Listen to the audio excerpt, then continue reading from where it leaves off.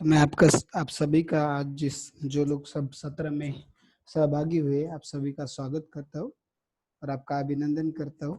और आपका मैं बहुत तहे दिल से ग्रेटफुल हूँ कि आप सब इस सत्र में सहभागी हुए और आपका कीमती समय अपने आज के सत्र में सहभागी होने के लिए आपने दिया। उसके लिए मैं आपका बहुत बहुत धन्यवाद करके आज के हम सत्र की ओर मुड़ते हैं। तो देखिए, हम ये जो अपने जो सत्र चल रहे हैं वो श्रीमद् भगवद गीता यथारूप के आधार पे हम लोग सारे देख रहे हैं सारे विषय। तो आज ये जो श्रीमद् भगवद गीता यथारूप है ये श्रीमद् एसी भक्तिवेदांत स्वामी प्रभुपाद जी द्वारा लिखी गई है।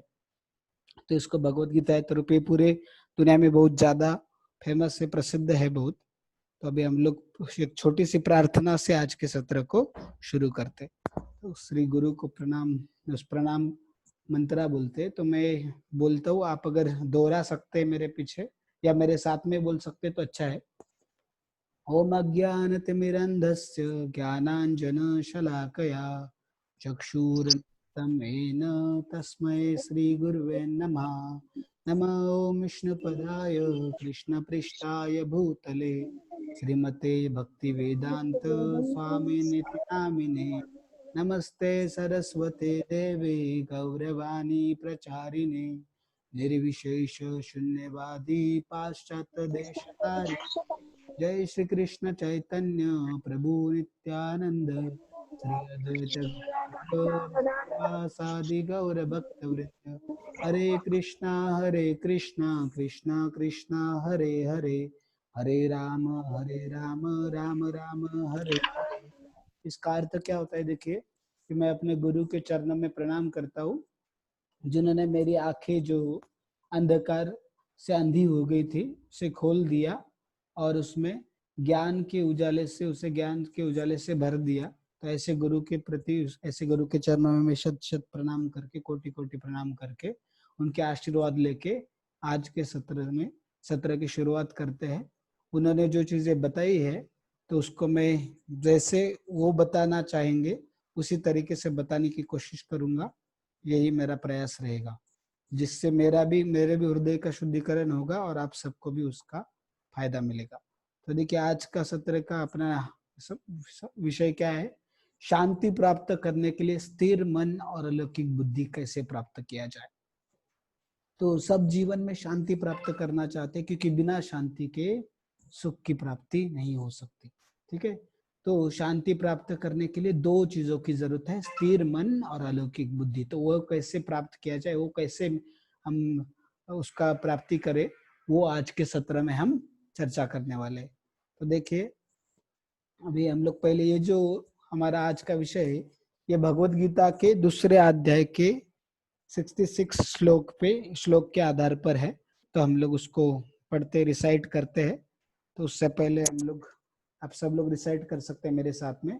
ओम नमो भगवते वासुदेवाय, ओम नमो भगवते वासुदेवाय, ओम नमो भगवते वासुदेवाय। ये जो भगवत गीता लिखी है, भगवत गीता जो हमें बताई है, भगवत गीता का जो दिव्य ज्ञान हमें प्रदान किया है भगवान श्री कृष्ण ने, उनके चरणों में प्रणाम करके हम लोग इस श्लोक को पढ़ेंगे और उनके आशीर्वाद से हम वो जो बताना चाहते उसे यथारूप से समझ पाए, ये आशा करके हम लोग इसको पढ़ते हैं। तो देखिए, इस श्लोक को मैं पढ़ता हूँ, तो मेरे पीछे अगर आप दोहरा सकते तो दोहराइए। नास्ति बुद्धिर्युक्तस्य न च युक्तस्य भावना, न च युक्तस्य भावना, न च भावयत शांतिर्शान्तस्य, न च भावस्यत शान्तिर्शान्तस्य, कुतः सुखम। कुतः सुखम। तो देखिए, इसका अनुवाद देखते हैं प्रभुपाद जी द्वारा। जो कृष्ण भावनामृत में परमेश्वर से संबंधित नहीं है उसकी न तो बुद्धि दिव्य होती है और न ही मन स्थिर होता है, जिसके बिना शांति की कोई संभावना नहीं है। शांति के बिना सुख हो भी कैसे सकता है। ठीक है, तो इसका हम तात्पर्य भी पढ़ेंगे और इस श्लोक के ऊपर हम आगे जैसे हमारा पीपीटी जाएगा उस तरीके से उसके ऊपर चर्चा भी करेंगे। बस अभी मैं पढ़ता हूँ तो आप ध्यान से सुनिए। कृष्ण भावना भावित हुए बिना शांति की कोई संभावना नहीं हो सकती। अतः 5वें अध्याय में 29वें श्लोक में इसकी पुष्टि की गई है कि जब मनुष्य जब यह समझ लेता है कि कृष्ण ही यज्ञ तथा तपस्या के उत्तम फलों के एकमात्र भोक्ता है और समस्त ब्रह्मांड के स्वामी है तथा वे समस्त जीवों के असली मित्र है, तभी उससे वास्तविक शांति मिल सकती है। अतः यदि कोई कृष्ण भावना भावित नहीं है तो उसके मन का कोई अंतिम लक्ष्य नहीं हो सकता। मन की चंचलता का एकमात्र कारण अंतिम लक्ष्य का अभाव है। जब मनुष्य को यह पता चल जाता है कि कृष्ण ही भोक्ता, स्वामी तथा सबके मित्र है, तो स्थिर चित्त होकर शांति का अनुभव किया जा सकता है। अतएव जो कृष्ण से संबंध नरक के कार्य में लगा रहता है वह निश्चय ही सदा दुखी और अशांत रहेगा। भले ही वह जीवन में शांति तथा आध्यात्मिक उन्नति का कितना ही दिखावा क्यों ना करे, कृष्ण भावनामृत स्वयं प्रकट होने वाली शांतिमय अवस्था है जिसकी प्राप्ति कृष्ण के संबंध से ही हो सकती है। तो इसके बारे में हम लोग आगे चर्चा करेंगे जैसे जैसे हमारे टॉपिक आगे बढ़ते जाएंगे। तो जस्ट 1 मिनट। तो देखिए, तो सबसे पहला जो हमें सबसे पहले क्या देखने की अशांति के कारण क्या है। ठीक है, अशांति किस कारणों की वजह से हमें अशांति की प्राप्ति होती है, अशांत रहते हैं हम लोग, तो वो पहले हम समझने की कोशिश करेंगे भगवद गीता के आधार पे ही। तो ये जो हमारा आज का विषय है उसमें हम देखेंगे कि भगवद गीता का दूसरे अध्याय के हम देखते 55 श्लोक से लेके 72 श्लोक सारे कवर होने वाले हैं इसके अंदर। इसलिए मैंने हर एक चीज जो टॉपिक लिखा है उसके लिए रेफरेंस श्लोक क्या है भगवद गीता का वो लिखा है, और उस श्लोक का हम सिर्फ तात्पर्य, उसका सिर्फ अनुवाद पढ़ेंगे। और तात्पर्य भी बहुत ही सुंदर लिखा है प्रभुपाद जी ने, बट उसका क्या करेंगे हम लोग शॉर्ट में, उसका जो सार है वो मैं आपको बताऊंगा। तो देखो, सबसे पहला कारण जो है अशांति का वो है अनियंत्रित इंद्रिया। हमारे जो सेंसेस है, हमारे जो इंद्रिय है वो अनियंत्रित है, अनकंट्रोल है। ठीक है, जिसकी वजह से हम देखते हैं अनियंत्रित इंद्रियों के कारण हम लोग, तो अनियंत्रित इंद्रियों के बारे में भगवद गीता में क्या बताया वो देखते हैं। देखिए 2.60 श्लोक में बताया गया है, यत तो अपि कौन्तेय पुरुषस्य विपश्चित इंद्रियाणि प्रमाथिनी हरन्ति प्रसव मन। तो देखिए अनुवाद क्या है, हे अर्जुन, इंद्रियां इतनी प्रबल तथा वेगवान हैं कि वे उस विवेकी पुरुष के मन को भी बलपूर्वक हर लेती है जो उन्हें वश में करने का प्रयत्न करता है। तो देखिए इंद्रिय बहुत ही ज्यादा शक्तिशाली है। बहुत बार हमें पता है कि ये चीज गलत है, मुझे नहीं करनी है, मैं करना नहीं चाहता, फिर भी वो हमें क्या करते, देखो मन क्या करता है, मन इंद्रियों को वश में करने का कोशिश करता है। तो इससे पहले आपको मन, इंद्रिय और हमारा बुद्धि, उनका क्या संबंध है वो मैं बताना चाहूंगा। तो भगवद गीता में भगवान श्री कृष्ण ने बहुत ही सुंदर उदाहरण दिया है। तो आपको रथ पता है, रथ में क्या होगा, देखो रथ में एक रथी होता है जिसको एक जगह से दूसरी जगह जाना होता है, सारथी होता है, फिर उसके हाथ में जो लगाम होती है और 5 घोड़े होते हैं और रथ होता है। तो रथ जो है वो हमारे शरीर के समान है, और रथी मतलब जो ट्रैवलर है, जो एक जगह से दूसरी जगह जाना चाहता है उसके लिए रथ में बैठा है, वो आत्मा है। और जो सारथी है, देखो हम देखते हैं कि सारथी जो है अपना बुद्धि है, बुद्धि के समान है, और जो उसके हाथ में लगाम है वो मन के समान है, और 5 जो घोड़े हैं 5 इंद्रियों के समान है। तो देखिए लगाम किस लिए होता है, इंद्रियों का नियंत्रण करने के लिए। तो मन का काम क्या है, इंद्रियों को नियंत्रण करना। और मन को कौन वश में करता है, बुद्धि वश में करती है। और बुद्धि किसके वश में होनी चाहिए, वो जो रथी है, जो आत्मा है, वो जिधर जाना चाहता है उसी जगह पे उसने लेके जाना चाहिए। ठीक है, बट अगर मन अस्थिर होगा तो घोड़ों को अच्छे से क्या नियंत्रित नहीं कर, अगर बुद्धि अगर हमारी दूषित होगी और बुद्धि अस्थिर होगी, तो वो क्या करेगी, मन को नियंत्रित नहीं कर पाएगी, और मन नियंत्रित नहीं हो पाएगा तो फिर अपने इंद्रिय भी नियंत्रित नहीं हो पाएंगे। और उस रथी को जिस दिशा में जाना है उस दिशा को छोड़ के वो सब जगह इधर उधर भटकता रहेगा और कभी किसी सही डेस्टिनी पे पहुंच नहीं पाएगा, अपना जो ध्येय, अपना जो गोल है उसे कभी प्राप्त नहीं कर पाएगा। तो देखिए इस श्लोक के अंदर हमें क्या बताया गया है, तो देखते कि पूर्णता मन को हम जब तक कृष्ण में नहीं लगाते हैं तब तक मनुष्य भौतिक कार्यों को बंद नहीं कर सकता। ठीक है, तो कृष्ण भावनामृत जो है बहुत ही ज्यादा सुंदर वस्तु है। हम देखते कि कृष्ण भावनामृत में हमारे सारे इंद्रियों के लिए सब हमारे सारे इंद्रियों के लिए क्या है कि सही हमें एंगेजमेंट दी गई है। तो इसके अगर हम कृष्ण भावनामृत या भगवान की भक्ति के क्या करते, प्रयास करते और भगवान की भक्ति करते, तो भगवान की भक्ति के प्रयास से प्रभाव से क्या होगा, भौतिक भोग जो है, देखो भौतिक जो अलग अलग बहुत सारे हम लोग इंद्रिय तृप्ति के साधन है, वो हमें निरस निरस हो जाते हैं हमारे लिए, और हमें उसमें कोई भी, हम देखते कि उसके अंदर कोई भी उसमें टेस्ट हमें रह जाता नहीं है। हम लोग उससे क्या हो सकते, हम लोग देखते कि उससे उसका त्याग आसानी से कर सकते हैं। जैसे कि कोई भूखा मनुष्य, उसको अगर आप बहुत अच्छे से स्वादिष्ट पेट भर के स्वादिष्ट भोजन खिलाते हैं, तो उसको पेट भर के स्वादिष्ट भोजन खिलाने के बाद में वो क्या होगा कि उसका कोई अगर कल का बचा हुआ कुछ है तो वो खाने की कभी इच्छा नहीं होगी, है ना, क्योंकि उसको बहुत अच्छा स्वादिष्ट बहुत सारा पेट भर के जितना उसको जैसा अच्छा लगे उतना भोजन उसको खिला चुके। तो वैसे ही भगवत भक्ति करने से हमारे मन और हमारी बुद्धि सब, हमारा आत्मा संतुष्ट हो जाते। तो आत्मा संतुष्ट होगा तो बुद्धि शुद्ध कर सकता है, बुद्धि शुद्ध होगा तो मन नियंत्रित होगा और अपनी इंद्रिय भी नियंत्रित होगी। तो भगवत भक्ति के सिवा कोई और रास्ता नहीं है। हम अगर कितने भी कृत्रिम तरीके से हम क्या करेंगे, अपने इंद्रियों को उसको नियंत्रित करने की कोशिश करेंगे, उनको वश में करने की कोशिश करेंगे, बट उससे वश में नहीं किया जा सकता। ठीक है, तो देखो दूसरा श्लोक भी है इस इंद्रियों के बारे में, इंद्रियानाम हि चरताम यन्मनो अनुविधीयते तदस्य हरति प्रज्ञाम वायुर्नावम अंबसी। इसका क्या है, देखो जिस प्रकार पानी में तैरती नाव को प्रचंड वायु दूर बहा ले जाती है, उसी प्रकार विचरणशील इंद्रियों में से कोई एक जिस पर मन निरंतर लगा रहता है मनुष्य की बुद्धि को हर लेती है। तो देखो जैसे बहुत बड़ा अगर हम देखते हैं कि वायु बहुत तेजी से अगर वायु बह रही तो नौका को जिस डायरेक्शन में जाना था उससे कहीं और लेके जाएगा, बहुत दूर तक लेकर जाएगा। ठीक है, उसको शोर शोर तक जो है आने नहीं देगा आसानी से।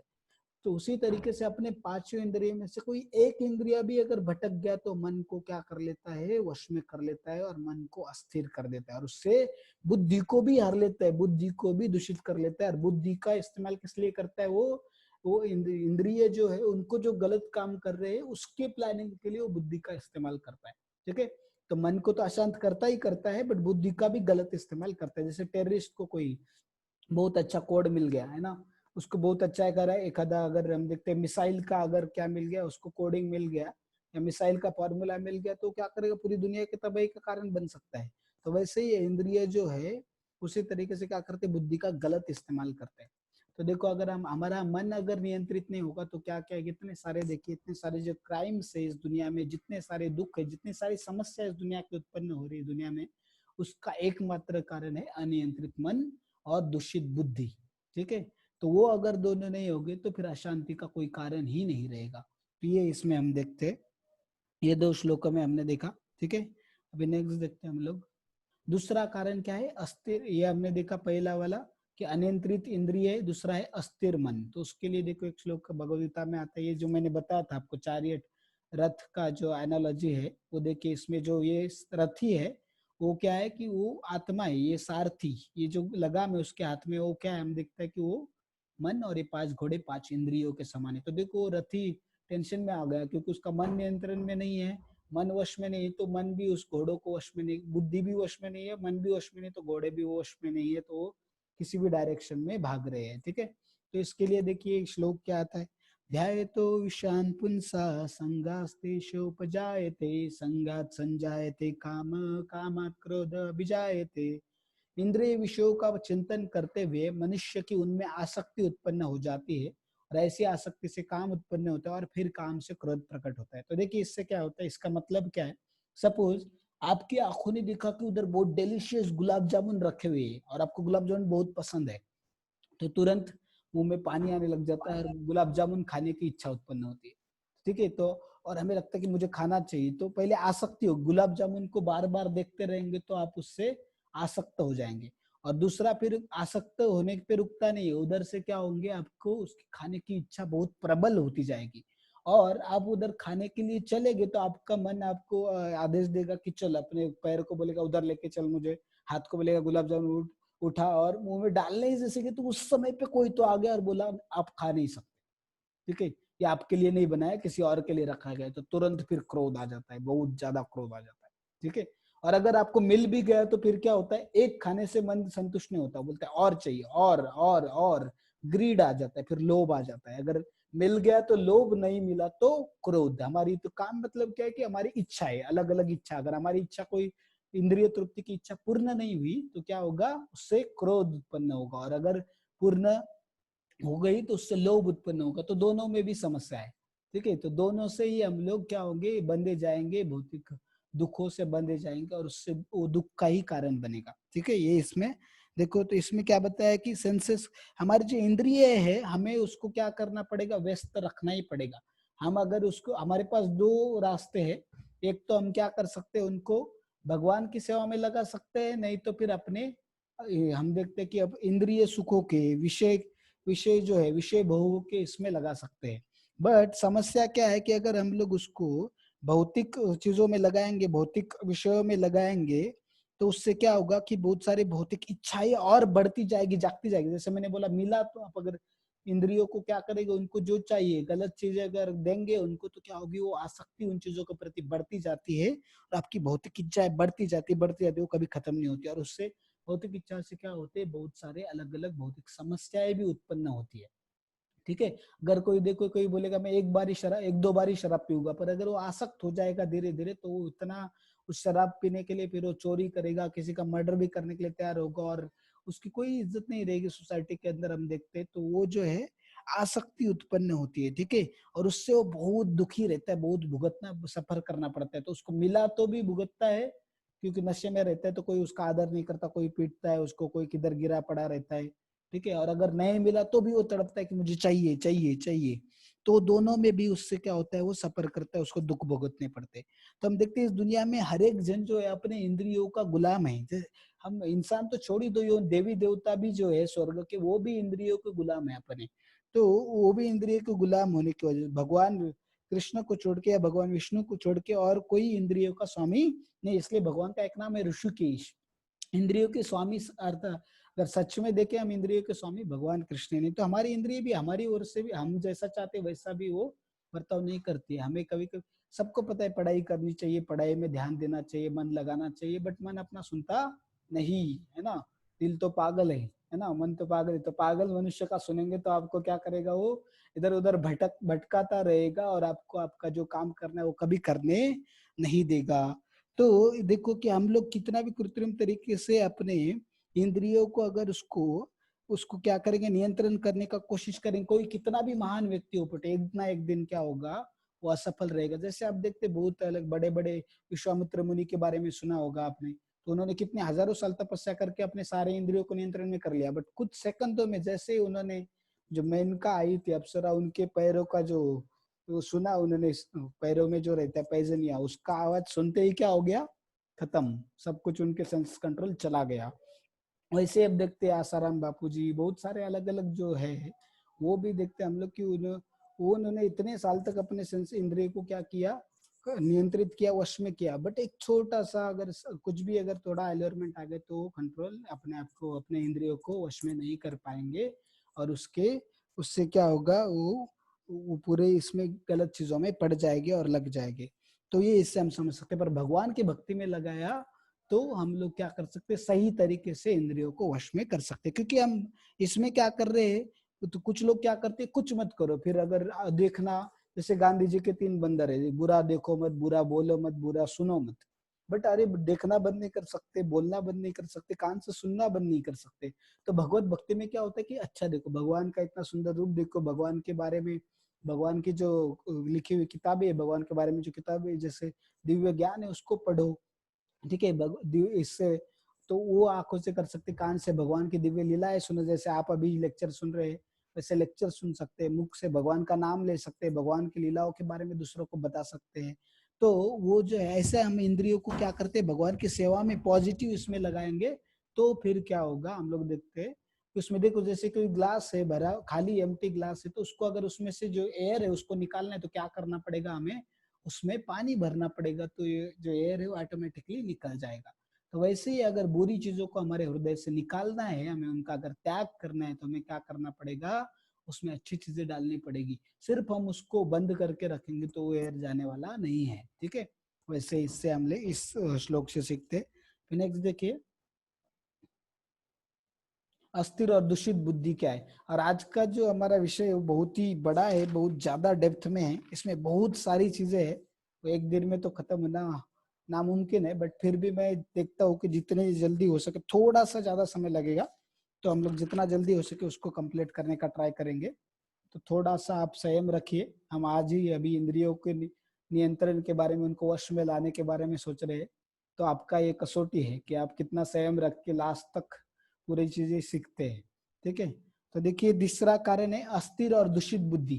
तो उसमें ये भगवद गीता के दूसरे अध्याय के 63 श्लोक में बताया, तो देखते हैं उसके बारे में। क्रोधात् भवति सम्मोह, सम्मोहात् स्मृति विभ्रम, स्मृति भ्रंशात् बुद्धिनाशो, बुद्धिनाशात् प्रणश्यति। क्रोध से पूर्ण मोह उत्पन्न होता है और मोह से स्मरण शक्ति का विभ्रम हो जाता है। जब स्मरण शक्ति भ्रमित हो जाती है तो बुद्धि नष्ट हो जाती है, और बुद्धि नष्ट होने पर मनुष्य भवकूप में पुनः गिर जाता है। तो देखो, जैसे अभी तक देखा हमने, आपको गुलाब जामुन नहीं दिया इसलिए क्रोध आ गया, तो क्रोध से क्या हो जाता है कि हम लोग फिर सामने वाला कौन है, उससे वो क्यों बोल रहा है, वो बिना सोचे समझे उसके ऊपर चिल्लाने लगते हैं, कभी कभी तो मारने भी लग जाते लोग, क्योंकि उसका जो याददाश्त वो भी भूल जाता है कि इसने मेरे लिए क्या क्या किया है, ये कितना अच्छा इंसान है, और भूल भी जाता है कि अरे गुलाब जामुन किसी और के लिए नहीं, बट भगवान को पहले इसका नैवेद्य नहीं दिखाया, इसलिए उन्होंने मुझे रोका। वो कुछ भी सोचता नहीं, गुस्सा होके क्या करता है, उसका बुद्धि भी, स्मरण शक्ति खत्म हो जाता है, वो सब याददाश्त चली जाती है, और उसके बाद जैसे याददाश्त चली जाती है उसकी बुद्धि भी नष्ट हो जाती है। तो बुद्धि नष्ट होने पर उसका स्वयं के ऊपर कोई कंट्रोल नहीं रहता, कोई नियंत्रण नहीं रहता, और वो बहुत सारे गलत काम करता है, बाद में पछता है, बट कुछ फायदा नहीं, उसने इतनी बड़ी गलती की, अगर किसी को मारा तो वो जो है उस पर्सन को जो बुरा लगा, उसका जो मन दुखा है वो फिर से वापस नहीं आने वाला, और उसका रिलेशन फिर से उसके जैसे पहले जैसा होने वाला नहीं। तो देखिए, इससे हमारा सब नाश की ओर बढ़ते हैं। तो ये पिछले श्लोक का कंटिन्यूशन है। तो अस्थिर और दूषित बुद्धि, पर बुद्धि का काम है कि क्या सही है क्या गलत वो बताना, और सही करने के लिए हमें प्रवृत्त करना। ठीक है, तो वो बुद्धि का काम है।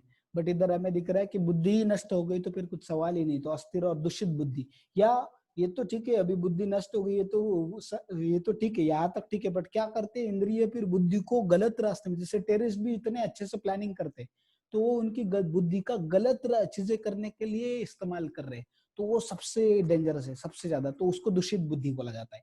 अस्थिर मतलब वो ध्यान, उसके ध्यान में नहीं रहता, वो क्या चल रहा है क्या वो सोच नहीं पाता, वो अस्थिर हो गया। दूषित तो उससे भी बढ़कर है, जैसे अलग अलग बहुत सारे टेररिस्ट रहते हैं, उनके दिमाग में गलत सलत चीजें सारी भर दी जाती है, तो वो दूषित बुद्धि होगी उनकी। तो वो अपनी बुद्धि का इस्तेमाल करते हैं गलत कामों को अंजाम देने के लिए। ठीक है, तो ये हो गया अस्थिर और दूषित बुद्धि, ये नेक्स्ट कारण है इसका। तो ये हो गया इसके बारे में। तो हमने देखा कि देखो इसमें क्या, इस श्लोक से क्या सीखते हैं कि हम लोग दोनों गलत है। देखो कुछ लोग त्याग करते, ठीक है मुझे कुछ नहीं करना, फिर हम लोग जाके एक जगह पे बैठ जाएंगे और कुछ भी नहीं करेंगे, सब जो देखते हैं हमारी कृतियां है उसका सबका त्याग करेंगे, हम घर बार सब त्याग करके क्या करेंगे, हम लोग हिमालय में जाके बैठेंगे। तो साधु लोगों को ठीक है, बट साधु लोगों को भी सब चीजों का त्याग करना मैंने बोला नहीं है, उनको क्या करना है, तो देखिए हम देखते हैं पूरी तरीके से सब चीजों का त्याग करना भी गलत है, त्याग करके कुछ भी नहीं करना, एक जगह पे सिर्फ बैठे रहना, वो भी ये गलत है। और दूसरा भोग करना भी गलत है, मतलब कुछ लोग त्याग करते सारी चीजों, कुछ लोग क्या करते जो भी हो सिर्फ मेरे आनंद के लिए, वो मैं मेरे लिए खुद के लिए ही इस्तेमाल करूंगा, वो जो है हम देखते हैं वो क्या हो गया, भोग हो गया। तो त्याग और भोग दोनों हमें बंधन में बंधाते हैं, और दोनों से समस्या उत्पन्न होती है। तो जैसे कि हम लोग त्याग करेंगे तो क्या समस्या है, कब तक ऐसे बैठे रहेंगे, कभी ना कभी तो इच्छा होगी और वो पूरा फिर जितना क्या है पूरा भड़ास निकाल लेगा। जैसे कि हम देखते कभी कभी हम डिसाइड करते कि मैं अभी ये जब तक मेरी एग्जाम नहीं होगी तब तक मैं क्या करूंगा, करूंगी या करूंगा, टीवी नहीं देखूंगा या व्हाट्सएप या मूवी नहीं देखूंगा। बट हम 8-10 दिन 8 कंट्रोल करते, 10 दिन कंट्रोल करते, अगर उसको पॉजिटिव वे में नहीं अगर हम करेंगे, सिर्फ बैठे मैं मूवी नहीं देखूंगा, सिर्फ बैठे और आप दिन भर खाली है, तो 8 दिन कंट्रोल करेंगे, 8 दिन के बाद 1-2 दिन पूरा दिन रात मूवी देख के जो पूरा 8 दिन का रिकॉर्ड तोड़ देंगे, पूरा सारा कवर अप कर लेंगे आगे का पीछे का। ठीक है, तो वो प्रॉब्लम है त्याग का। अगर हमने बिना किसी कारण, बिना किसी सही ज्ञान के बिना और भगवान के भक्ति में बिना जुड़े अगर त्याग किया, तो फिर वो बहुत ज्यादा भोग में जुड़ जाएगा कुछ समय बाद, बस समय की कमी है, बस कुछ समय के बाद वैसा होने ही वाला है। और भोग का प्रॉब्लम है कि अगर वो करता जाएगा कुछ चीजों को, अगर खुद ही क्या करेगा, आनंद उठाने का कोशिश करेगा, तो कितने देर तक, कब तक और कितना, कोई भी अगर देखिए कब तक गुलाब जामुन खा सकता है और कितने गुलाब जामुन खा सकता है और कब तक मिलेंगे, है ना। तो कुछ देर के बाद उसका पेट भर जाएगा, उसको खाने की इच्छा भी होगी बट फिर भी खा नहीं पाएगा क्योंकि पेट खराब हो जाएगा, और ज्यादा खाएगा तो पेट खराब होगा, है ना। तो वो प्रॉब्लम, उसको बहुत सारी समस्याएं उत्पन्न होगी। तो भोग और त्याग दोनों भी गलत है, पर सही क्या है, फिर भगवत सेवा में अर्पित करो जो भी चीजें इस दुनिया के अंदर, जो जो दिखता है आपको सारी भगवत सेवा। जैसे लैपटॉप अभी देखिए भगवत सेवा में लगा है, पीपीटी जो है, पीपीटी बनाया इसके ऊपर, वो भी भगवत सेवा में लग गया। मेरा मुख है, अभी मैं उससे बोल रहा हूँ तो वो भी भगवत सेवा में लग गया। मैंने मेरा बुद्धि ये सब पढ़ने के लिए, इसके नोट्स बना के, ये सब बनाने के लिए भगवत सेवा में लगा दिया। ठीक है, तो ये क्या हो गया, हम जो जो चीजें भगवत सेवा में लगाएंगे तो क्या होगा, हमें आनंद भी प्राप्त होगा। जैसे अगर गुलाब जामुन तो आप भगवान को ऑफर करो और उसके बाद आप क्या करें, उसे प्रसाद करके ग्रहण कीजिए लिमिटेड रेगुलेटेड मैनर में। तो क्या होगा, आपका पेट भी खराब नहीं होगा और आपको आनंद भी उठा पाएंगे गुलाब जामुन का। जो त्याग करोगे तो भी पछताना पड़ेगा, भोग करोगे तो भी पछताना पड़ेगा। तो ये दोनों, इसलिए सब कुछ भगवत सेवा में अर्पित करना है। तो ये हम इस श्लोक से सीख सकते हैं। ठीक है, अभी नेक्स्ट देखिए, अपने आप को स्वामी या भोक्ता और नियंत्रक समझना। तो इसके लिए मैंने बोला था कि इस श्लोक के बारे में हम लोग चर्चा थोड़ी देर बाद करेंगे। तो वो बताया कि देखिए कि हम अपने आप को अगर भोक्ता समझेंगे, मतलब सब कुछ जो दुनिया में वो मेरे आनंद के लिए, सिर्फ मेरे ही आनंद के लिए है। और नियंत्रक मतलब हम चाहते कि सब कुछ हमारे हिसाब से ही होना चाहिए, मैं जैसा चाहता हूँ वैसे ही होना चाहिए। ठीक है, तो वो नियंत्रक हो गया। तो हमने देखा कि भोक्ता या नियंत्रक अगर समझते हैं अपने आप को, या स्वामी, सबने मेरा सुनना चाहिए, मैं जैसे बोलूं वैसा करना चाहिए। ठीक है, सबने मेरे हिसाब से रहना चाहिए। तो और सब लोग क्या है, हम सब लोगों को अपने गुलाम या कभी कभी नौकर समझ लगते हैं। जो बड़े लोग हैं, बहुत रईस लोग, या कभी कभी हम देखते हैं बहुत बड़ी पोस्ट पे, तो अपने सबको सबको अपना नौकर समझने लग जाते हैं। तो उससे क्या होती है, बहुत सारी समस्याएं उत्पन्न होती है। अभी उसके ज्यादा मैं डिटेल में नहीं जाऊंगा। तो आप इतना समझ लिए कि ये सबने एक बात को समझना चाहिए कि क्या, कृष्ण ही भोगता है। सारा जो इस दुनिया में जो जो अच्छी चीजें दिखती है आपको, वो सबका आनंद उठाने का पात्र और हक किसका है, सिर्फ भगवान कृष्ण का ही है। और वही सबके सच्चे स्वामी है। और तो कोई बोलेगा ठीक है सर, वो सब कुछ उनके आनंद के लिए और वही मास्टर है, मैं तो गुलाम बन के रहूंगा और मैं क्या सर उनकी सेवा करूं और मुझे कुछ नहीं मिलेगा। वैसा नहीं, अगर तो कोई घर में नौकर है, तो वो अगर उसको मालिक को क्या पसंद है उसको पता है, और वो अगर अच्छे से बनाता है, पूरा अपना दिल लगा के उसको अच्छे से उनके लिए खाना बनाता है, प्रॉपरली अच्छे से खाना पका के उनके सामने लेके जाता है, तो मालिक खुश तो होता ही। और मालिक खुद ही खाता है नहीं, सिर्फ खुद खाता है। अगर अच्छा मालिक होगा तो बाकी मालिक को क्या समस्या है, अभी इस दुनिया के मालिक क्या करेंगे, खुद ही खा लेंगे, उस नौकर को भगा देंगे। बट वैसा नहीं, भगवान जो है वो हम सबके मित्र भी है। वो क्या करेंगे, खुद तो खाएंगे, खुद खाने से ज्यादा वो क्या करेंगे, दूसरे उनको जो जिसने बनाया उससे बहुत खुश होके उससे उसको भी खिलाएंगे। तो वही आनंद आप भी उठा सकेंगे, भगवान कृष्ण से भी ज्यादा आनंद आप उठा सकते हैं अगर उनकी सेवा करके, उनकी भगवत सेवा में लग के। इसकी अनुभूति हम अगर खुद करेंगे तो हमें पता चलेगा। भगवान का नाम लेके उनको तो आनंद मिलता है, बट उससे कई गुना ज्यादा आनंद जो खुद लेता है नाम, उससे मिलता है। बट अभी वो इनिशियली शुरुआत में नहीं मिलेगा, पर धीरे धीरे हम लेते जाएंगे अपना, जैसा जितना हमारा प्रोपोर्शनली, जितना अपना हृदय क्या है शुद्ध है, उतना हम भगवान नाम का आनंद उठा सकते हैं। तो अगर हम नहीं उठा पा रहे तो हमें समझना चाहिए कि हमारे हृदय में बहुत सारी गलत सलत चीजें भरी हुई है, गंदगी भरी हुई है। उसको, और उसके लिए उपाय वही है कि भगवान का नाम लेते रहिए, एक दिन वो शुद्ध होता जाएगा। जैसे कि जॉन्डिस हुआ है किसी को, तो उसको हर एक मीठी चीज क्या लगती है, कड़वी लगती है। बट उसके लिए उपाय क्या है कि उसको क्या करना पड़ता है, गन्ने का जूस पीना पड़ता है, भले ही कड़वा लग रहा है। तो ऐसे पीते रहेगा तो एक दिन धीरे धीरे धीरे उसको मीठा लगते जाएगा, और एक दिन उसको ओरिजिनल टेस्ट जो है वो रीस्टेट हो जाएगी। तो वैसे हम देखते हैं कि भगवान नाम अगर लेते रहेंगे हम लोग, पहले पहले थोड़ा हमें बोर होगा, थोड़ा अच्छा नहीं लगेगा वगैरह वगैरह, बना अगर लेते जाएंगे तो क्या होगा, कुछ देर बाद उसमें हमें सही रस आने लग जाएगा और उसका आनंद हम उठा पाएंगे। ठीक है, और भगवान देखते हैं कि हम लोग भगवान इवन अपने भक्त जो है उनके नौकर बन जाते हैं। नंद महाराज के, अर्जुन के सारथी बने, देखो उसके अर्जुन के ड्राइवर बने भगवान। तो ऐसा नहीं कि वो स्वामी है, इसका मतलब वो अपने ऊपर अन्याय करते, अत्याचार करते और हमसे ही काम करवाते हैं और वो खुद बस मजे कर रहे, वैसा कुछ नहीं है। भगवान बहुत ऐसे इतने अनोखे स्वामी हैं कि वो कंपटीशन करते कि मैं अपने जो सेवक है उनका सेवक कैसे बन जाऊं, वो उनका सेवक बनने की कोशिश करते हैं। ऐसे स्वामी है, वैसे अकेले स्वामी, बाकी ऐसे कोई स्वामी करने की कोशिश नहीं करेगा। तो ठीक है, तो ये इससे हम समझ सकते हैं। और ये जो जानता है वही क्या कर सकता है, शांति प्राप्त कर सकता है, क्योंकि वो जो भी करेगा उसको एक सब उसके जीवन में क्या रहेगा, एक ध्येय रहेगा उसके जीवन में, हम देखते हैं कि गोल रहेगा कि मुझे जो भी करना है, अब अंतिम लक्ष्य होगा कि मुझे भगवान को प्रसन्न करना है, वही मेरा अंतिम लक्ष्य है। तो हर एक जिस जिस भी परिस्थिति में है वो उस परिस्थिति में वो क्या करेगा, भगवान सेवा करने की। और भगवान सेवा मतलब ऐसे नहीं कि सिर्फ मंदिर में जाके सेवा करो, वो नहीं। हमारा अगर हम देखते कि हमारा जो ड्यूटी है, तो जैसे विद्यार्थी लोग हैं तो उनके लिए पढ़ाई करना भगवान की सेवा है, क्योंकि वो पढ़ाई करके अगर फिजिक्स केमिस्ट्री मैथ बायो को समझते तो भगवान ने उसको समझते हुए उन्होंने देखना चाहिए कि भगवान का जो क्रिएशन है, सृष्टि है, कितना सुंदर है, कितना सिस्टमैटिकली डिजाइन किया है। तो भगवान के प्रति जो अप्रिसिएशन है वो बढ़ जाना चाहिए उसको पढ़ के, तो वो आपका मोटिव होना चाहिए।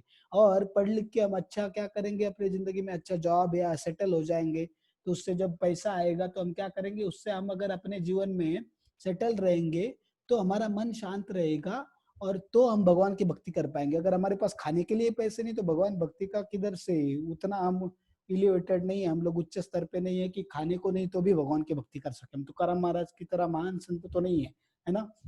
तो इसलिए हमने अपना जो अगर बेसिक नेसेसिटीज अगर अच्छे से पूरी हो जाती तो हम शांति से भगवान भक्ति कर सकते हैं। इसलिए पढ़ाई भी क्या है, भगवान की सेवा है, वो समझ के हमने करना चाहिए और करते रहना चाहिए।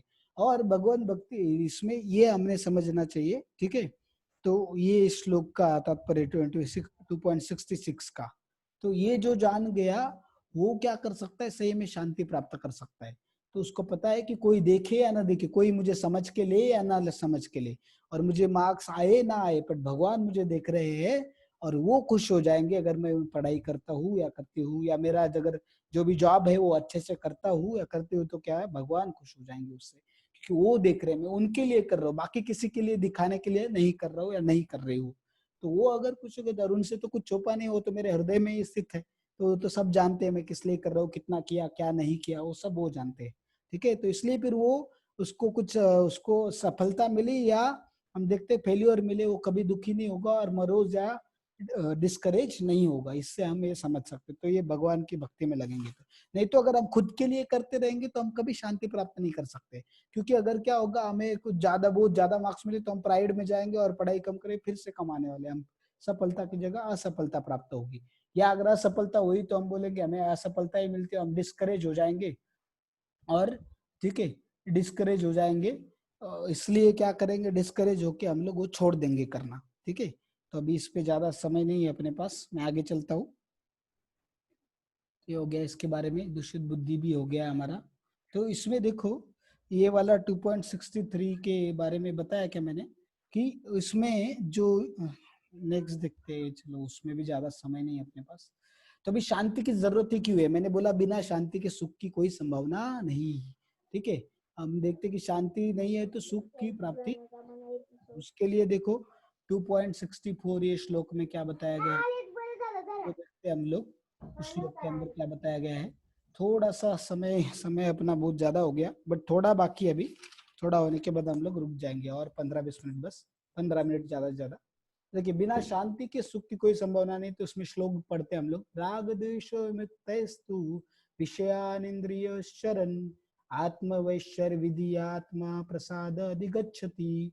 किंतु समस्त राग तथा द्वेष से मुक्त यो अपनी इंद्रियों को संयम द्वारा वश में करने में समर्थ व्यक्ति भगवान की पूर्ण कृपा प्राप्त कर सकता है, ठीक है। तो इसमें देखो क्या बताया गया है कि कोई कौन सा व्यक्ति भगवान की पूर्ण कृपा प्राप्त कर सकता है, जो अपने इंद्रियों को क्या कर लेता है, वश में कर लेता है, और सारे राग द्वेष सबसे मुक्त होके क्या करता है, भगवान की सेवा में पूर्णता लग जाता है, और अपनी जो ड्यूटी है वो अच्छे से अपने करते हुए अच्छी तरह से भगवान के आनंद के लिए निभाता है।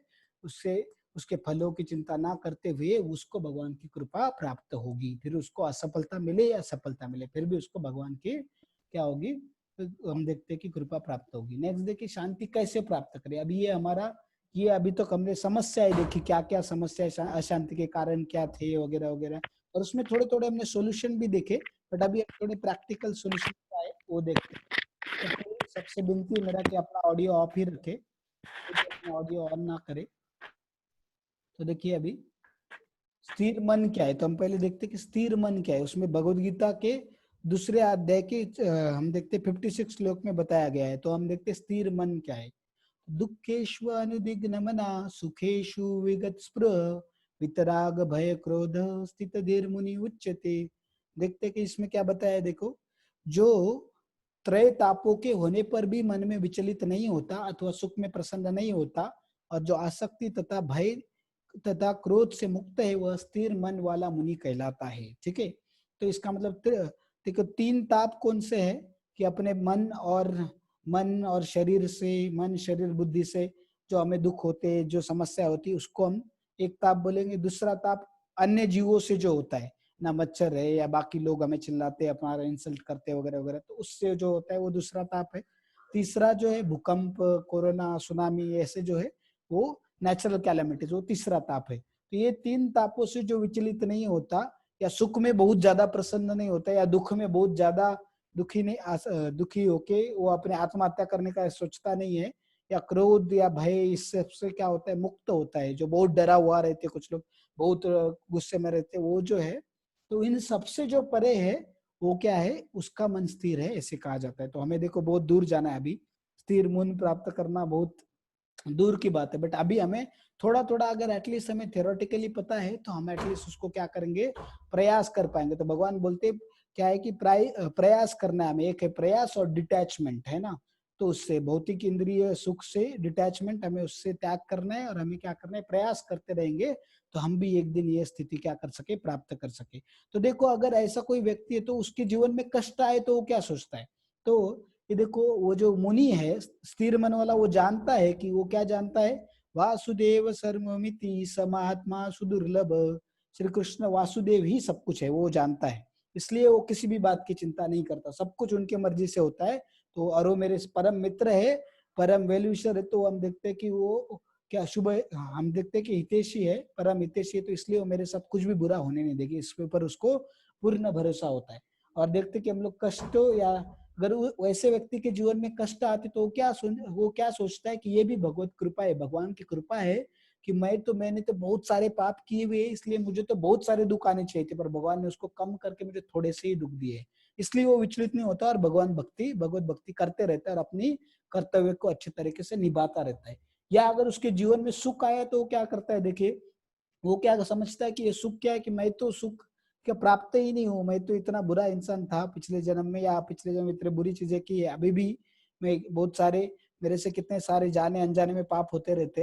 बट भगवान इतने दयालु है कि मैं उसके लायक ना होने के बावजूद उन्होंने क्या किया है, मुझे अपनी कृपा करके इस सुख को प्रदान किया है। तो वो अपने आप को सुख के अयोग्य मानता है, इसलिए वो प्राउड भी नहीं होता, और बहुत ज्यादा खुश, मतलब खुश भी नहीं होता, और खुश होके वो अपने कर्तव्य को त्यागता भी नहीं है। ठीक है, और वो क्या करता है, और अच्छे से अपने भगवान की सेवा करने लग जाता है, और अपने कर्तव्य का पालन करने लग जाता है। ठीक है, तो इसकी वजह से क्या होगा, इसमें अभी देखो बहुत इंपॉर्टेंट, इसके अंदर क्या है, एक सेंटेंस पढ़ने वाला हूं मैं। सारे प्रयास असफल रहने पर भी वह क्रुद्ध नहीं होता, चाहे विजय हो या ना हो, कृष्ण भावना भावित व्यक्ति अपने संकल्प का पक्का होता है। तो उसको विजय मिले या ना मिले, सफलता मिले या असफलता, वो क्या करेगा, अपना प्रयास करता रहेगा। तो वो अपने संकल्प का क्या होता है, पक्का होता है, वो अपना प्रयास कभी छोड़ता नहीं है। उसने जो संकल्प लिया है उसे पूरे किए बिना रहता नहीं, उसको करता रहता है भगवान के आनंद के लिए। उसको पता है सफलता मिले या असफलता, मुझे प्रयास करूंगा मैं तो भगवान क्या होंगे, खुश होंगे, और मुझे भगवान की कृपा प्राप्त होगी, उसके लिए वो करता रहता है। तो ये बहुत इंपॉर्टेंट है। नहीं तो हम अगर थोड़ी भी असफलता मिली तो हम छोड़ देते हैं, या सफलता नहीं मिलने वाली वो पता है तो भी हम छोड़ देते, त्याग कर देते। या सफलता बहुत ज्यादा मिली तो भी क्या करते, हम बोलते अभी तो सफलता मिल गई, हम अपने प्रयास को कम कर देते। तो तीनों गलत है, हमने प्रयास करते रहना चाहिए, अपनी कर्तव्य का पालन करता रहना चाहिए, ये इससे हम लोग सीखते हैं। ठीक है, फिर नेक्स्ट देखिए, स्थिर बुद्धि क्या है, वो बताया गया है 2 श्लोकों में, दूसरे अध्याय के 61 श्लोक में एंड 68 में। तो देखो, भी उस श्लोक को नहीं पढ़ता, मैं सीधा अनुवाद पढ़ता हूँ और उसको बताता हूँ उसके बारे में। जो इंद्रियों को पूर्णतः वश में रखते हुए इंद्रिय संयमन करता है और अपनी चेतना को मुझ में स्थिर करता है, वह मनुष्य स्थिर बुद्धि कहलाता है। तो देखो, इसके बारे में, इसका परपट जो है बहुत ही अच्छे से बताया गया है, इसका परपट जो है, तो मैं उसको पढ़ना चाहूंगा। हाँ, जस्ट मिनट, तो उसको पढ़ना चाहूंगा मैं, बहुत अच्छे से बताया गया उसमें। कौन सा श्लोक है, 2.61। तो उसमें हमें बहुत कुछ सीखने को मिलता है, इसलिए मैं उसको शॉर्ट में उसका एक पॉइंट ही पढ़ना चाहूंगा। तो उसमें एक बहुत सुंदर श्लोक आता है, तो देखो उसको पढ़ते हैं हम लोग। भागवतम का श्लोक है, सवय मन कृष्ण पदारविंद योर वांचासी वैकुंठ गुणानुवर्णने करो हरेर मंदिर मार्जनादिषु श्रुतिम चकार च्युत सत्कथोदये मुकुंद लीला लीलांगलय दर्शने दृश्यो तद्भृत्य गात्र स्पर्शे संगमम घ्राणं च तत्पाद सरोज सौरभे श्रीमत्तुलस्य रसनां तदर्पिते पादो हरे क्षेत्र पदानुसर्पणे शिरो ऋषिकेश पदाभिवंदने कामम च दास्यन तु काम कामया यथोत्तम श्लोक जनाया श्रेया रति। तो देखो इसमें ये पढ़ता हूँ श्लोक का अर्थ क्या है। राजा अमरीश ने अपना मन भगवान कृष्ण के चरणार विंदों पर स्थिर कर दिया। तो देखिए इसमें हर एक इंद्रिय से क्या करना चाहिए उसमें हमें बताया जाता है, भगवान की भक्ति में क्या करना चाहिए। तो अपने मन से क्या करना चाहिए, भगवान के चरणों पर स्थिर करना चाहिए।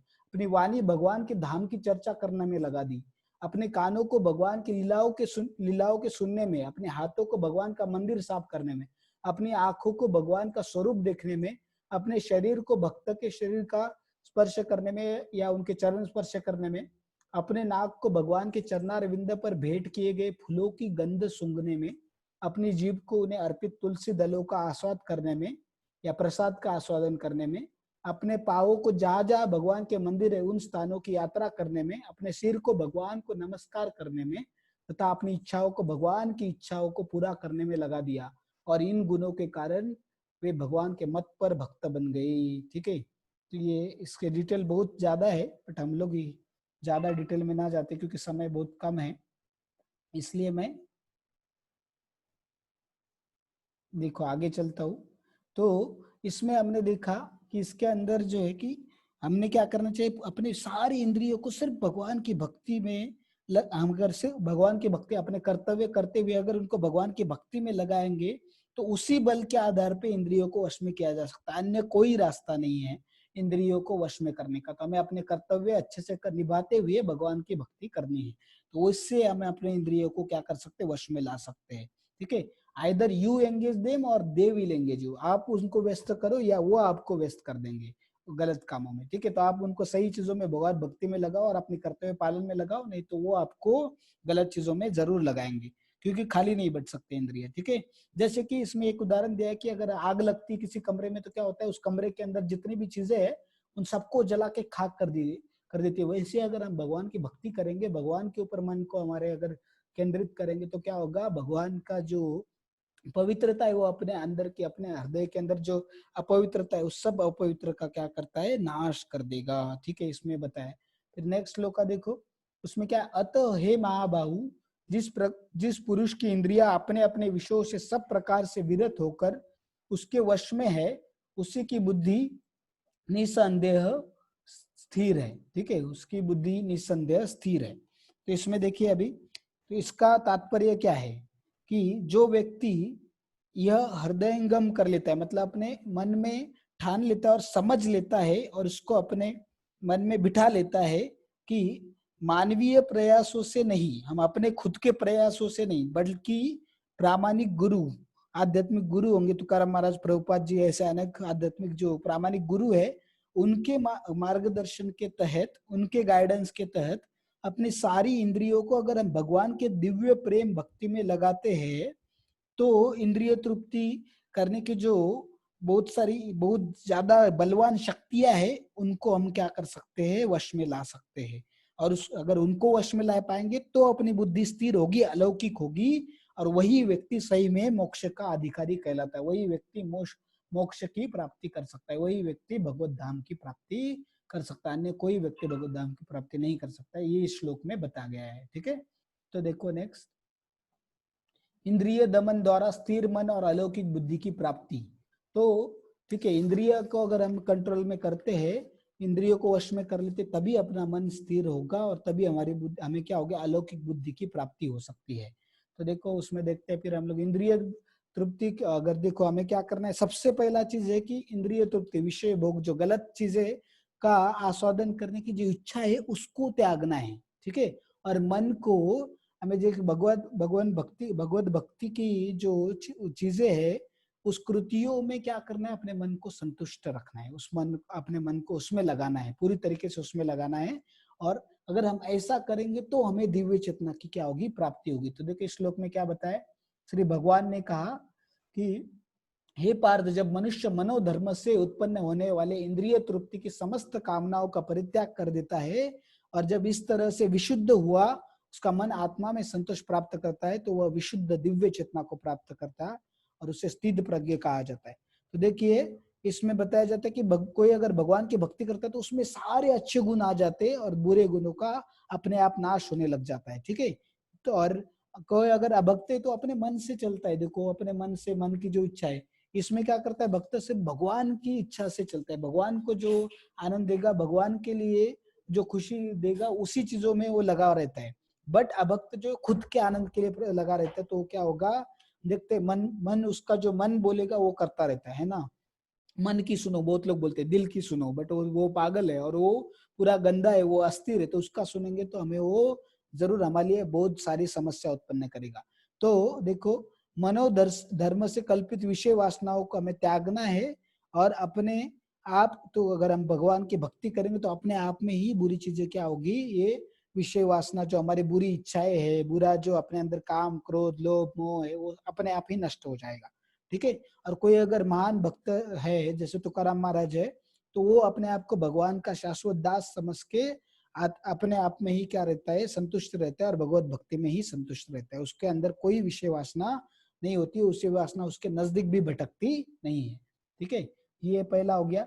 दूसरा, पूर्ण ज्ञान। तो पूर्ण ज्ञान क्या है, देखिए इस भौतिक जगत में जो व्यक्ति न तो शुभ की प्राप्ति से ईर्षित होता है, ना ही हर्षित होता है, और न अशुभ के प्राप्त होने पर उससे घृणा करता है, वह पूर्ण ज्ञान में स्थिर होता है। तो इसमें देखे क्या करना है हमें, कि हमें क्या करना है, ये सारी जो अपने इंद्रिय है, तो हमें क्या करना है, देखो कि इस दुनिया के अंदर सुख और दुख आते रहते हैं, अच्छी और बुरी चीजें होती रहेगी, तो हमने जानना चाहिए इस भौतिक जगत का स्वभाव वैसा है, वो जगत ही ऐसा है कि उसमें सुख दुख आते रहते, कभी वो क्या होगा, मंगल में होगा कि अमंगल में होगा। पर भगवान का भक्त जो है वो क्या होता है, भगवान से कनेक्टेड होता है, भगवान से आसक्त होता है, इसलिए क्या होता है, और भगवान क्या है, सर्व मंगलमयी है, इसलिए उसको इन सब चीजों का कुछ फर्क पड़ता नहीं, उसके साथ बुरा हो या अच्छा हो, वो स्थिर रहता है और अपने भगवान भक्ति और अपना कर्तव्य का पालन करता रहता है। ठीक है, ये इसमें ये पूर्ण ज्ञान है। कछुआ तकनीक, देखो कछुआ क्या करता है, अगर कोई संकट आया तो क्या करता है, अपने जो सारे इंद्रिय जो है खींच लेता है। ठीक है, और अगर उसको कुछ अगर एक्टिविटी करनी तो क्या करता है, उनको बाहर लाता है, तो उसके अपने इंद्रिय क्या होते हैं, अपने वश में होते हैं सारे। तो हमने देखा कि हमने भी क्या करना चाहिए, अपने इंद्रियों को वश में करके क्या करना चाहिए, शास्त्रों के आदेशों का पालन करना चाहिए। शास्त्र में जो बोला गया है जो चीजें करो, जैसे ABCD है कि नहीं, एसोसिएशन, अच्छी संगत होना चाहिए, अच्छे बुक पढ़ने चाहिए, भगवान के नाम का जप करना चाहिए, प्रसादी ग्रहण करना चाहिए और भगवान की सेवा में जुड़ना चाहिए, ये अच्छी चीजें बताई शास्त्रों में, ये करने के लिए बोला है, न करो। ये जो 4 चीजें है, मांसाहार नहीं, ठीक है, अफेयर्स नहीं करने चाहिए, हमारे अनैतिक संबंध नहीं होने चाहिए, नशा नहीं करना चाहिए, गलत रास्ते से पैसा कमाना नहीं चाहिए, ये करना नहीं चाहिए।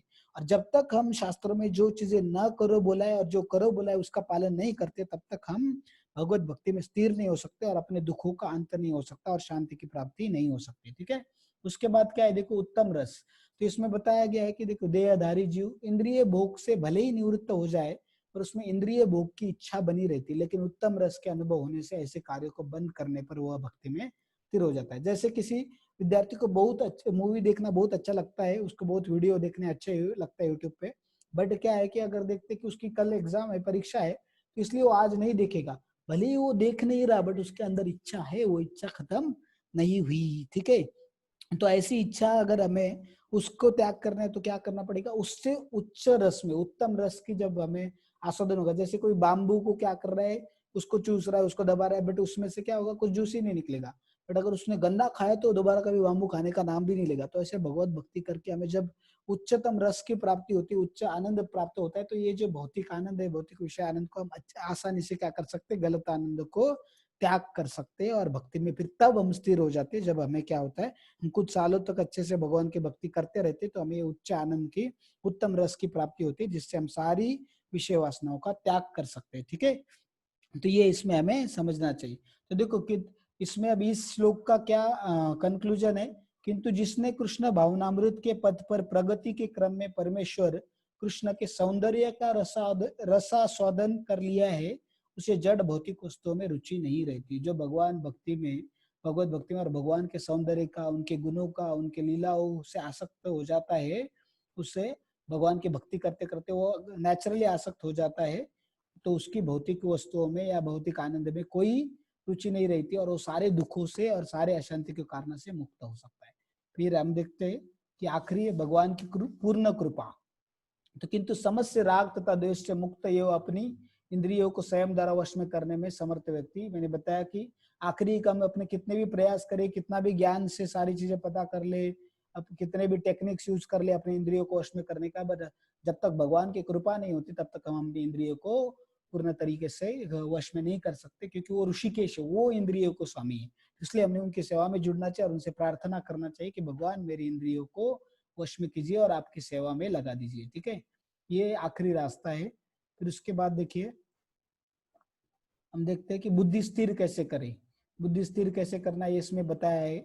इस प्रकार कृष्ण भावनामृत में तुष्ट व्यक्ति के लिए संसार के तीनों ताप नष्ट हो जाते हैं और ऐसी तुष्ट चेतना होने पर की बुद्धि शीघ्र ही स्थिर हो जाती है। तो अगर हम भगवान की भक्ति में संतुष्ट मानने लगेंगे और भौतिक आसक्तियों का त्याग करेंगे और अपनी कर्तव्य का अच्छे से पालन करते हुए भगवान की भक्ति करते जाएंगे, तो क्या होगा, अपनी बुद्धि स्थिर हो जाएगी और हमें फिर ये जो तीन ताप है, तीन प्रकार के दुख जो मैंने बताया, उससे हमें कोई फर्क नहीं पड़ेगा और वो होते हुए भी हम खुशी खुशी क्या कर सकेंगे, अपने जीवन को व्यतीत कर पाएंगे। ठीक है, और भगवान की भक्ति में जो संतुष्टि हमें क्या करना चाहिए, संतुष्ट रहना चाहिए, संतुष्टि प्राप्त करनी चाहिए। तो देखो कौन शांति प्राप्त कर सकता है, तो इसमें देखिए ये 2 श्लोक हम देखेंगे, उसके बाद और एक आखिरी एक छोटा सा टॉपिक है 1 मिनट का, फिर उसके बाद हम विराम देंगे आज के हमारे सत्र को। जो पुरुष समुद्र में निरंतर प्रवेश करती रहने वाली नदियों के समान इच्छाओं के निरंतर प्रवाह से विचलित नहीं होता और जो सदैव स्थिर रहता है, वही शांति प्राप्ति कर सकता है, वह नहीं जो ऐसी इच्छाओं को तुष्ट करने की चेष्टा करता है। तो देखो जो मन में कंटिन्यूअस इतनी सारी इच्छाएं उत्पन्न होती रहती, आती रहती, अगर हम उस इच्छाओं को पूर्ति करते बैठेंगे तो कभी शांति की प्राप्ति नहीं कर सकते। उस सब इच्छाओं का त्याग करके अपने कर्तव्य और भगवत भक्ति में लगे रहना चाहिए। दूसरे श्लोक का देखिए, जिस व्यक्ति ने इंद्रिय तृप्ति की समस्त इच्छाओं का परित्याग कर दिया है, जो इच्छाओं से रहित रहता है और उसने जिसने सारी ममता त्याग दी है तथा अहंकार से रहित है, वह वास्तविक शांति को प्राप्त कर सके। इसमें 2 चीजें बहुत बताई इंपॉर्टेंट। अहंकार, हम ईगो की वजह से बहुत समस्या उत्पन्न होती है, अहंकार की वजह से ये मुझे ऐसा कैसे बोल सकता है, ये मेरे साथ ऐसा कैसे कर सकता है, उसकी वजह से हमें बहुत सारी समस्या उत्पन्न होती है। तो जो उसका मैं और मेरा ऐसे अहम भाव का त्याग कर सकता है और ममता, जो गलत चीजों के प्रति अननेसेसरी हमारी आसक्ति है, उसको त्याग कर सकता है, वही शांति प्राप्त कर सकता है। और लास्ट आखिरी है, भगवत धाम में प्रवेश करके कौन परम शांति और परम सुख की प्राप्ति कर सकता है। तो अगर हम भगवत धाम में जाएंगे तो वही हमें परम शांति और परम सुख की प्राप्ति होगी। वो शांति कभी डिस्टर्ब नहीं होगी और वहां पे कोई दुख नहीं होगा, कोई अशांति के कारण भी नहीं होंगे, वहां पे मन भी स्थिर होगा, बुद्धि भी अलौकिक होगी। ठीक है, तो हम परम सुख और परम शांति का अनुभव कर सकेंगे और प्राप्त कर सकेंगे। तो इसका अनुवाद देखिए क्या दिया है कि यह आध्यात्मिक तथा ईश्वरीय जीवन का पथ है, जिसे प्राप्त करके मनुष्य मोहित नहीं होता। यदि कोई जीवन के अंतिम समय में इस तरह की स्थित हो, वह भगवत धाम को प्राप्त होता है। तो जो इस तरीके से भगवत भक्ति में लगा रहता है, अपनी इंद्रियों को दमन करता है, मन को स्थिर रखता है, बुद्धियों को अलौकिक बनाता है और भगवत भक्ति में अपने सारे इंद्रियों को लेके भगवत भक्ति में संतुष्ट रह के उसमें आनंद लेते हुए अपने कर्तव्य का पालन करते हुए इस जीवन को व्यतीत करता है, वो इसी जगह पे वैकुंठ का अनुभव कर सकता है और इस जीवन के बाद में भी वो क्या होगा, वैकुंठ की उसको जरूर प्राप्ति होगी। तो देखो वैकुंठ के लिए कोई बोलेगा ठीक है जिंदगी भर वो करते रहना और बाद में क्या, बाद में मिलेगा सुख, बट अभी क्या, बट अगर कोई इन सब चीजों का पालन करता है तो इधर ही उसके सारे दुख नष्ट हो जाएंगे और इधर ही वो वैकुंठ का क्या करेगा, आनंद महसूस कर पाएगा, इधर ही परम शांति और परम सुख का वो अनुभूति कर सकता है। ये दूसरे अध्याय का क्या है देखते हैं, तात्पर्य है, कंक्लूजन है। तो इस तरीके से हमने इसको पूरा कर लिया अपने आज के सत्र को। तो मैं आपसे बहुत बहुत क्षमा मांगना चाहता हूँ क्योंकि बहुत ज्यादा समय होगा, बट ये जो आज का सत्र था, टॉपिक ही इतना डिटेल में था, बहुत ज्यादा डेप्थ में, और इसमें बहुत सारी चीजें थी, फिर भी मैंने आपको आधा भी बताया नहीं, आज का जो टॉपिक था आधे से भी कम बताया, तो प्लीज मुझे उसके लिए क्षमा कीजिए।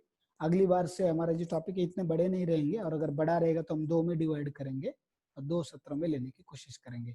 अभी हम लोग 2 मिनट के लिए हरे कृष्ण महामंत्र का जप करेंगे, क्योंकि ऑलरेडी समय हो चुका है। तो 2 मिनट हरे कृष्ण महामंत्र का जप करेंगे हम लोग, ठीक है। तो आप सब लोग अपनी माला, अगर आपके पास है तो माला लेके आ जाइए, आंखें बंद कर लीजिए और हर एक वो शब्द को, अपने इंद्रियों को, सारे मन को स्थिर करके, बुद्धि को से सोच के कि भगवान का नाम जो है, भगवान का नाम भगवान से अभिन्न है। हम भगवान के अपना नाम से अपना मन शुद्ध होगा, अपने इंद्रिय वश करने में मदद होगी। ये सोच के सिर्फ हर एक शब्द को सुनो, हरे कृष्ण कृष्ण कृष्ण हरे हरे, हरे राम राम राम हरे हरे, ऐसा सुनिए और उस पर ध्यान रखिए। और और आपके आंखें बंद करके सारे जो अपने दिमाग में सारे जो ख्याल आ रहे हैं उस सबको साइड में हट के, उसके ऊपर सिर्फ आपके सारे इंद्रियों को फोकस करके भगवान के नाम का जप कीजिए, ठीक है। तो फिर हम लोग शुरू करते। तो मेरे पीछे पहले एक मंत्र बोलिए या मेरे साथ ही बोलिए, जय श्री कृष्ण चैतन्य प्रभु नित्यानंद श्री अद्वैत गदाधर श्रीवासादि गौर भक्त वृंद। अभी हम लोग चालू करते हरे कृष्ण महामंत्र का जप। हरे कृष्ण कृष्ण कृष्ण हरे हरे, हरे राम राम राम, हरे कृष्ण कृष्ण कृष्ण हरे हरे, हरे राम कृष्ण कृष्ण हरे हरे, हरे राम राम राम हरे हरे, हरे कृष्ण कृष्ण कृष्ण हरे हरे, हरे राम राम राम हरे हरे, हरे कृष्ण कृष्ण कृष्ण हरे हरे, हरे राम राम राम हरे हरे, हरे कृष्ण कृष्ण कृष्ण हरे हरे, हरे राम राम राम हरे हरे, हरे कृष्ण कृष्ण कृष्ण हरे हरे, हरे राम राम राम हरे हरे, हरे कृष्ण कृष्ण कृष्ण हरे हरे, हरे राम राम राम हरे हरे, हरे कृष्ण कृष्ण कृष्ण हरे हरे, हरे राम राम राम हरे हरे। आज हम यहीं पे रुक जाते, आज हम पूर्ण माला नहीं करेंगे, नहीं तो हम हर बार एक माला का जप करते हैं। बट आज हमारा ऑलरेडी बहुत सारा समय हो गया है, इसलिए आज हम यहीं पे रुकते हैं। आप से ये सत्र खत्म होने के बाद आपको जब भी समय मिले आप बैठ के एक माला जप कीजिए, या जितने भी माला आप करते हो पूरे कीजिए। और आज संडे है तो बहुत लोग के पास समय भी रहेगा। अभी मैं इस आज के सत्र को यहीं पे विराम देता हूँ, और आप फिर से एक बार आप सबसे क्षमा मांगता हूँ कि आज बहुत ज्यादा समय लगा हमारा ये सत्र को पूर्ण करने के लिए। और आप सबका बहुत बहुत धन्यवाद देता हूँ, और आपका सबका आभारी हूँ कि आप सबकी वजह से मुझे भगवान के बारे में बोलने का मौका मिला, और अपने इंद्रियों को भगवान की सेवा में लगाने का अपने मौका दिया। उसके लिए मैं आपका बहुत आभारी हूँ, और आपका बहुत बहुत धन्यवाद देता हूँ। और आज के सत्र को यहीं पे विराम देता हूँ। हरे कृष्णा।